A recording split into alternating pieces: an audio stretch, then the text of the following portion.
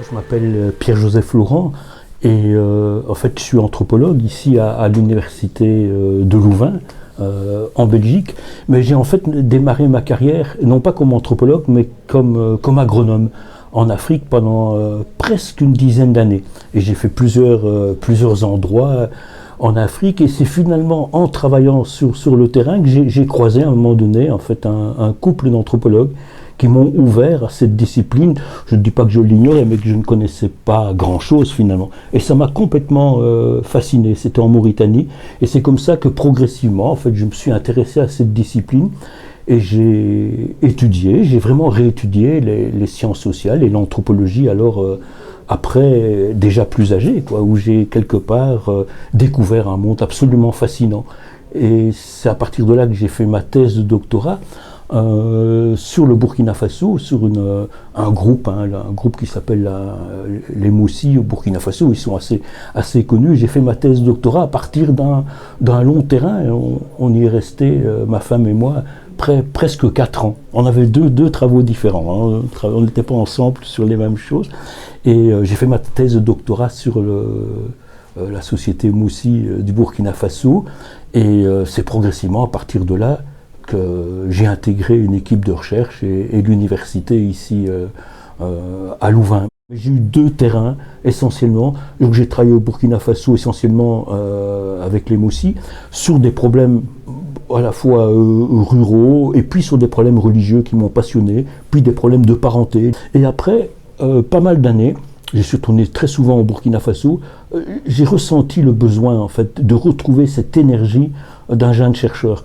Et je me suis à la fois risqué à réouvrir un second terrain au Cap-Vert cette fois. Alors j'avais déjà un peu le portugais dans l'oreille pour avoir travaillé au Mozambique quand j'étais tout jeune. C'était ma première affectation comme agro. Et donc ce pays était plausible pour moi, mais ça a été aussi pour d'autres raisons. Et puis je suis parti au Cap-Vert, et là j'ai retrouvé l'incroyable énergie d'avoir à tout recommencer.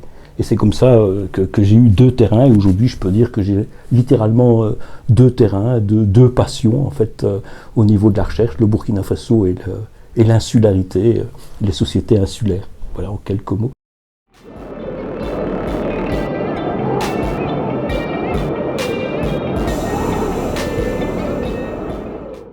Les sociétés insulaires, pour moi, ne peuvent pas être autre chose, en tout cas dans mon expérience à moi, qu'à finalement cette histoire de rencontres inégales entre des peuples et des civilisations d'origines différentes. Dans les Caraïbes, il y avait des peuples autochtones qui ont été rejoints par des colons et des négriers ou des planteurs européens, et l'esclavage. Idem, comment on appelle, de l'autre côté dans l'océan Indien, où là ça a été aussi des Africains, puis ça a été des Indiens qui ont été déportés en fait lorsque l'esclavage a été aboli. Les Français ont fait venir des ouvriers agricoles, mais ces ouvriers avaient des statuts quasiment presque d'esclaves. Enfin, c'était des esclaves d'un nouveau type, c'était plutôt des métayers, mais c'était presque la même chose. Et c'est ça que ça m'évoque, en fait. Principalement, ces sociétés qui ont été construites, en fait, sur des rapports profondément inégaux, une histoire terrible. Et puis après, bon, comme j'ai travaillé beaucoup dans les problèmes environnementaux, il y a les autres types d'îles, les îles absolument plates, à 2-3 mètres d'auteur, mais là c'est des îles construites sur des atolls. Et là, ça m'évoque aussi ces sociétés insulaires, aujourd'hui, l'affrontement au changement climatique et aux migrations obligatoires. Comment tu dois quitter dans certaines îles, comment on appelle ça, j'ai oublié cet immense archipel dans l'océan Indien, j'ai oublié le nom, les Maldives, pardon, les îles Maldives, où pas mal déjà de gens sont déjà en train de se dire on va partir, on va devoir quitter, quoi, pour aller où partir, demander, je sais pas moi, à l'Australie ou bien à la Nouvelle-Zélande, un petit territoire pour aller s'installer ailleurs. Beaucoup de civilisations de l'océan Pacifique, en fait, ont eu l'habitude de la migration. On voyageait beaucoup, c'est des sociétés qui ont migré avec leurs bateaux, leurs petits bateaux de pirogue à balancier et tout. Alors est-ce que c'est une migration en plus? Ça m'évoque tout ça, Malinowski, tout ça, et de multiples auteurs contemporains. Oui.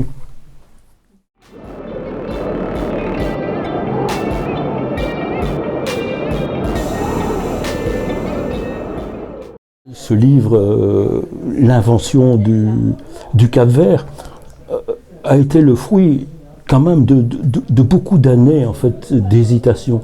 C'est-à-dire que c'est quelque chose que j'avais en tête, mais je n'ai pas osé m'autoriser en fait à écrire quelque chose d'aussi massif, je dirais, sur cette société, sans y avoir cumulé des années de recherche ou des années de lecture ou de va-et-vient, de contact avec de multiples chercheurs sur le Cap-Vert. Donc c'est une histoire longue, mais ce qui m'a stimulé a été surtout ce qu'on disait en fait de la créolisation au Cap-Vert. Je parle d'une créolisation au niveau de la culture. Je me disais qu'il y avait moyen de remettre ça sur le tapis. J'en avais eu assez vite l'intuition. Et je l'ai dit comme ça, je l'ai senti relativement vite, et puis j'ai laissé ça un peu dans mon subconscient.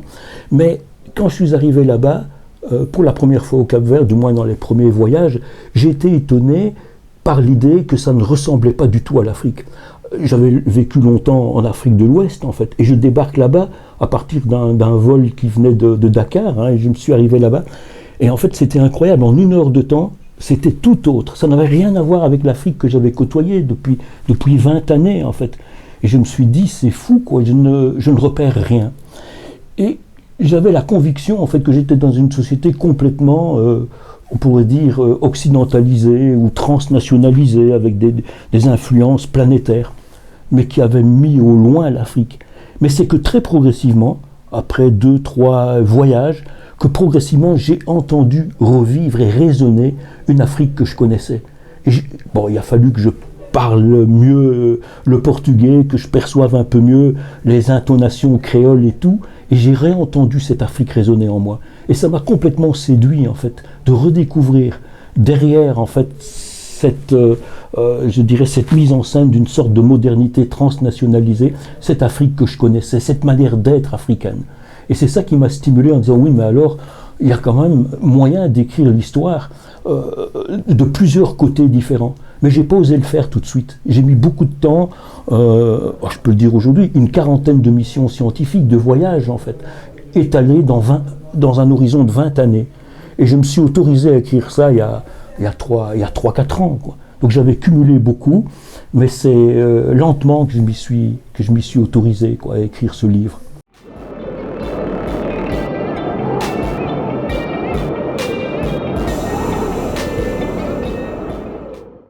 Le métier d'anthropologue est un métier, je veux dire, passionnant, mais qui est difficile quand même. C'est un métier à risque, en fait. L'anthropologue se met en danger constamment. Et ça, c'est paradoxal. Si tu ne te mets pas en danger en anthropologie, tu ne peux rester que quelque part dans ta propre culture. Et c'est en franchissant quelque part des barrières que progressivement on se rapproche d'une civilisation, d'un peuple qui n'est pas nôtre.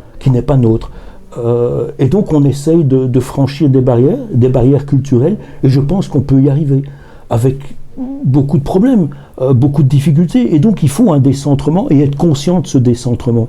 Il faut l'analyser. Et bien souvent les anthropologues ont leur cahier de terrain, hein, c'est vraiment très connu, on écrit, on revient dedans, et en fait l'anthropologue se regarde beaucoup, enfin je veux dire dans le sens qu'il s'analyse, il s'autocritique. Mais autre chose, donc ça c'est la base du métier, sans ça on ne peut pas y arriver. Mais autre chose a été pour moi, pour écrire ce livre, une prise de conscience progressive. Quel est l'homme blanc âgé qui est en train d'écrire ce livre?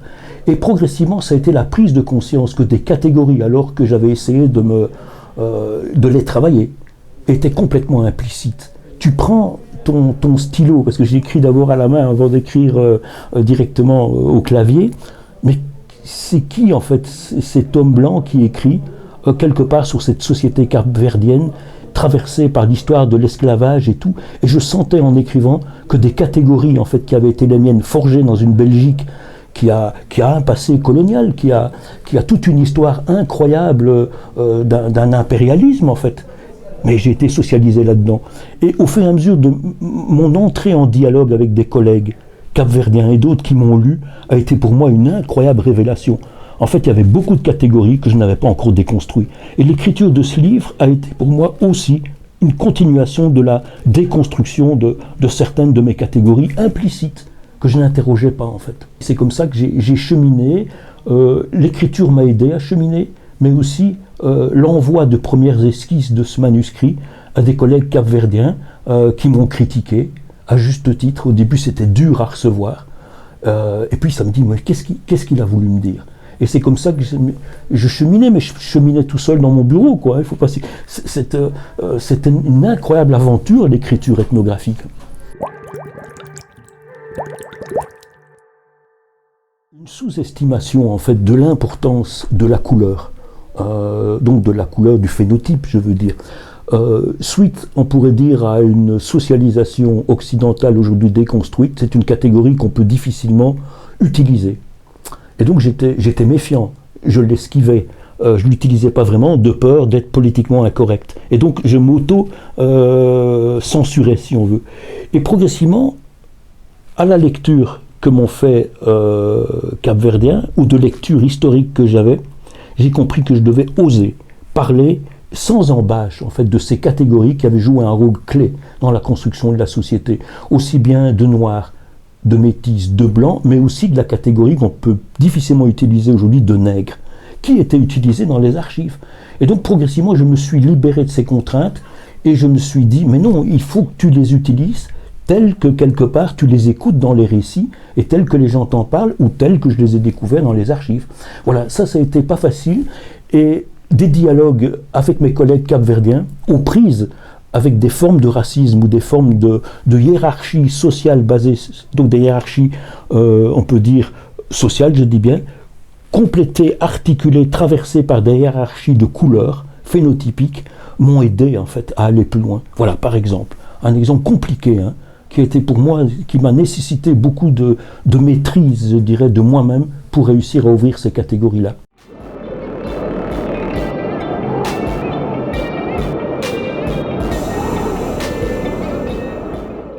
Donc dans ma carrière, c'est le premier ouvrage vraiment où je me suis basé à la fois sur l'ethnographie, donc la production de données par des anthropologues de terrain, donc plutôt des données contemporaines, avec des données de l'histoire. Pourquoi? Parce qu'au Cap-Vert, ce qui m'a absolument séduit, c'est que depuis, on pourrait dire l'invention du Cap-Vert, je l'ai intitulé comme ça, donc depuis le XVe siècle, les Portugais qui sont assez... comment on appelle ça, obsessionnels dans la production d'archives, de données, sont très administratifs, ont des données. En fait, c'est incroyable, c'est un pays qui, depuis sa découverte, donc les îles étaient inhabitées au 15e, on a des archives. Donc il y a une histoire qui est là consignée. Et donc je me suis dit, il y a moyen là d'articuler deux choses. La question que je me suis posée calmement, au fur et à mesure que les années passaient, était: que disent ces archives? C'est des archives qui ont été produites plutôt du côté, en fait, des Portugais, et donc a été consigné ce qu'ils ont voulu garder. En fait, on n'a pas demandé aux esclaves qu'est-ce que vous voulez dire, qu'est-ce que vous avez comme archives, est-ce qu'on peut consigner vos archives? Ils étaient dans l'oralité aussi, par ailleurs, ou c'était des gens, des chroniqueurs ou des religieux qui écrivaient sur eux, mais ce n'était pas leur parole. Et donc progressivement, j'ai essayé d'articuler les deux. L'ethnographie qui me permettait peut-être de combler une partie d'une parole qui n'avait pas été consignée, et cette incroyable richesse des archives portugaises qui remonte quand même au XVe siècle. C'est quand même pas courant d'avoir des archives sur la colonisation, ici le début de la période esclavagiste, tout ça existe en fait. Et donc c'est fantastique, elles sont à la fois à Lisbonne essentiellement et en partie à Praia au Cap-Vert notamment, hein, elles sont parfois. Et donc c'est cette articulation des deux qui m'a stimulé.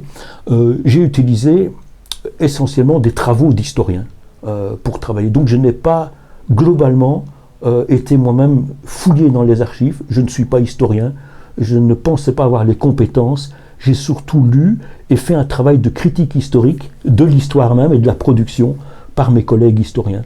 Et j'ai passé énormément de plaisir à les lire sur le fond, parce qu'on a beaucoup de travaux, de thèses, de doctorats, d'ouvrages absolument fantastiques. Et donc j'avais cumulé ça dans mon bureau, et j'ai passé d'abord des années à lire, à noter, me faire une idée avant d'aller plus loin, quoi.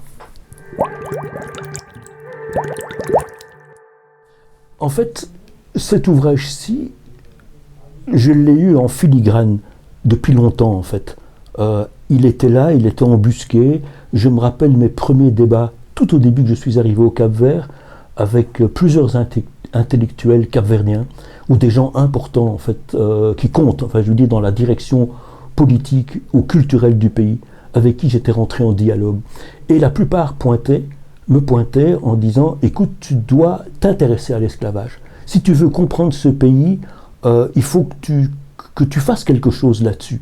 Et comme ethnographe, pourquoi pas ?» Mais je n'avais pas compris ce qu'ils voulaient me dire. Est-ce qu'eux-mêmes le savaient, ou c'était une intuition d'intellectuels ou de leaders politiques ou de leaders sociaux qui me poussaient là-dedans? Et puis j'ai laissé ça, mais ça c'est resté chez moi embusqué, comme quelque chose en me disant « Tu ne dois pas sous-estimer cette histoire importante, en fait, de l'esclavage au Cap-Vert. » Puis j'ai laissé ça, et j'ai travaillé sur plusieurs sujets. J'ai commencé à travailler sur le religieux, parce que je connaissais bien, je maîtrisais le sujet pour l'avoir traité en Afrique de l'Ouest. Et donc j'ai retrouvé en fait l'arrivée des pentecôtistes et nouveaux mouvements religieux que j'ai détaillés pour le Cap-Vert, après de plusieurs articles, etc. Et par saut de terrain, progressivement, je suis rentré de plus en plus profondément dans cette société capverdienne. Puis je me suis de nouveau intéressé au milieu rural, qui était mon histoire de par mon premier métier.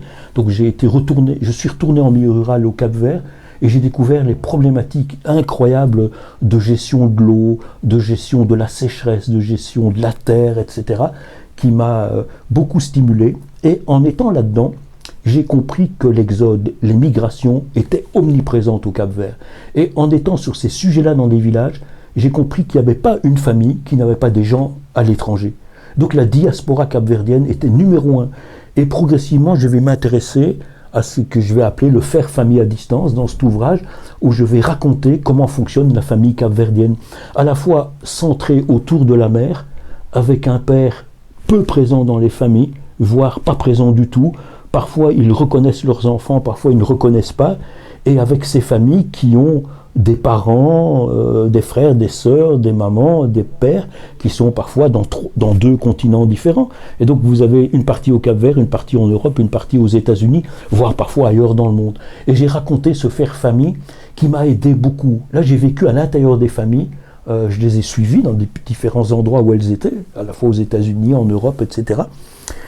Et c'est en étant dans les familles que je me suis rapproché de leur manière d'énoncer leurs souffrances, par exemple, les souffrances psychiques liées à la séparation longue pendant plusieurs décennies. Parce que parfois les couples sont séparés, ils ne sont en lien qu'avec Internet, qu'avec WhatsApp, mais séparés par la souffrance des enfants, l'alcoolisme aussi, la psychose. Et tout ça m'a progressivement rapproché d'une manière de penser et de dire. Et alors m'est revenue cette idée de travailler sur l'imaginaire capverdien. Progressivement, quand je suis devenu de plus en plus familier, où je vivais à l'intérieur des familles. L'enquête ethnographique, c'est pas demander aux gens, c'est pas poser des questions, souvent c'est vivre avec les gens, les écouter, raconter, et c'est progressivement en étant à côté d'eux, en vivant avec eux, que progressivement des interrogations de plus en plus profondes, en fait, ont émergé en moi-même. Et c'est comme ça qu'après ce premier livre, qui m'a absolument passionné plutôt sur la parenté, la famille, la sexualité au Cap-Vert, un peu tous ces sujets-là, alors je me suis progressivement dit, et pourquoi pas reprendre cette histoire que tu avais en toi sur l'histoire longue de cette société insulaire, en fait. C'est comme ça que ça s'est passé. Et quand j'ai eu fini en 2018 ce livre-là sur la parenté, alors l'autre était déjà en chantier, il était dans ma tête. Et je l'ai progressivement repris. Donc j'avais toutes mes lectures déjà avant, hein, j'avais lu beaucoup, mais j'ai osé affronter cette question-là après, quoi.